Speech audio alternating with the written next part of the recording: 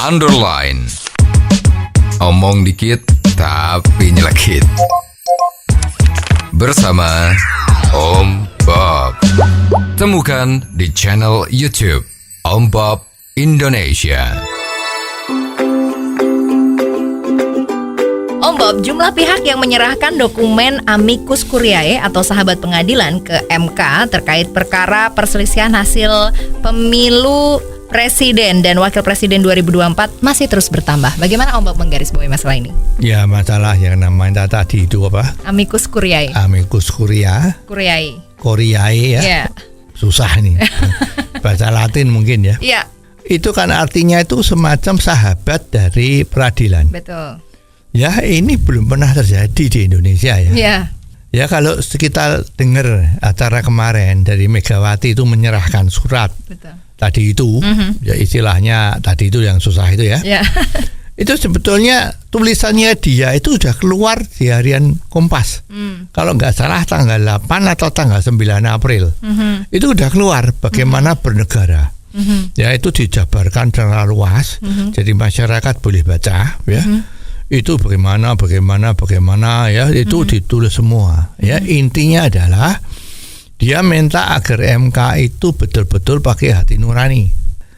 Ya, jadi dia menyinggung banyak masalah, misalnya macam-macam lah yang selama ini sudah dikatakan oleh tim nomor 303 ya, agar supaya di dalam sidang-sidang MK ya, mengenai hasil pemilu ini menang ya.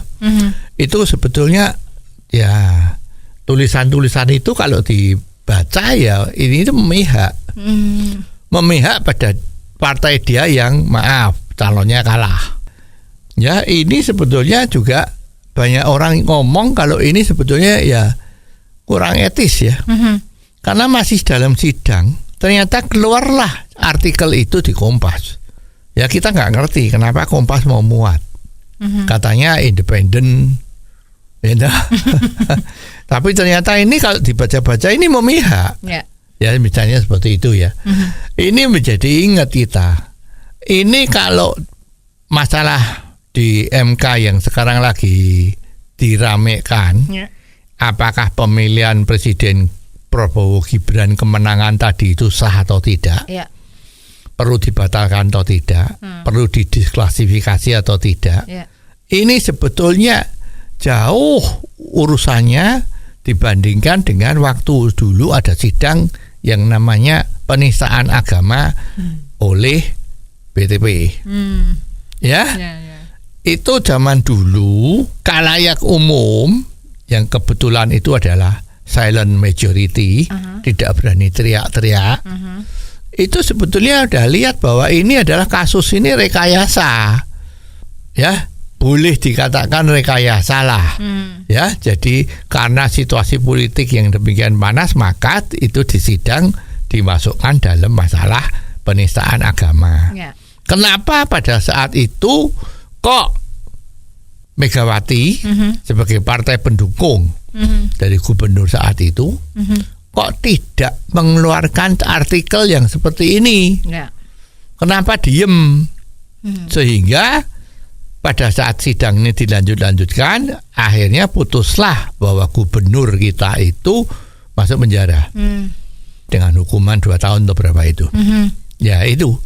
Tapi kenapa sekarang masalah yang sekarang karena calonnya kalah, kok nulis surat yang seperti itu?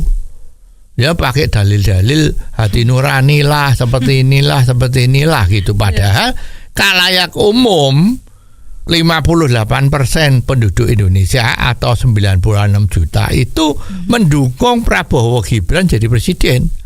Kok sekarang malah mengeluarkan artikel yang panjang lebar, mungkin mikirnya lama itu ya.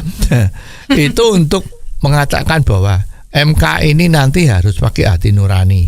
Maksudnya agar supaya putusan Prabowo Gibran itu jadi presiden itu bisa dibatalkan.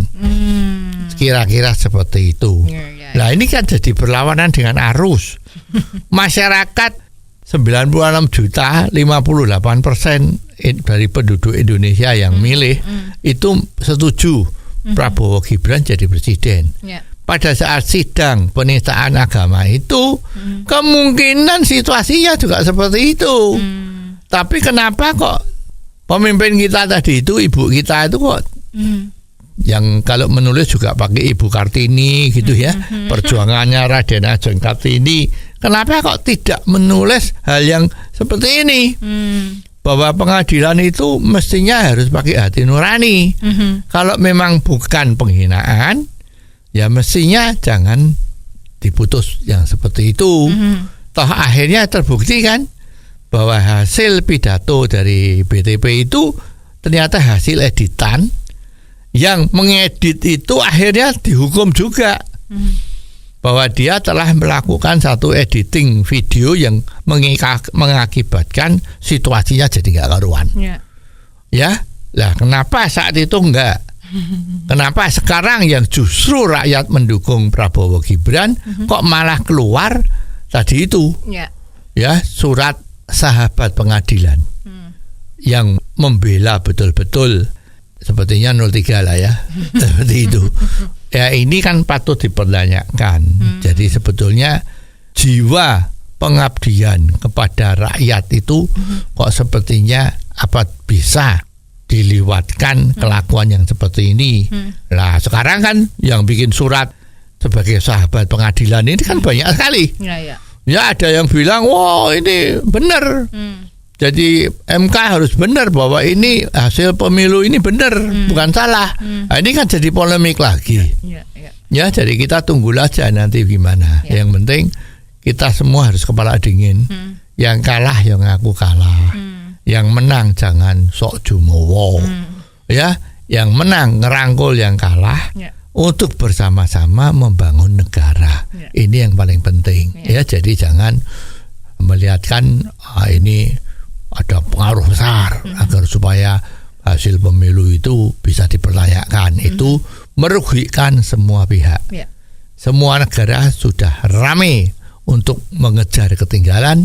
Indonesia jangan sampai berkecimpung, berkecutat di dalam urusan-urusan yang seperti ini terus. Oh, jadi begitu ya Om Bob.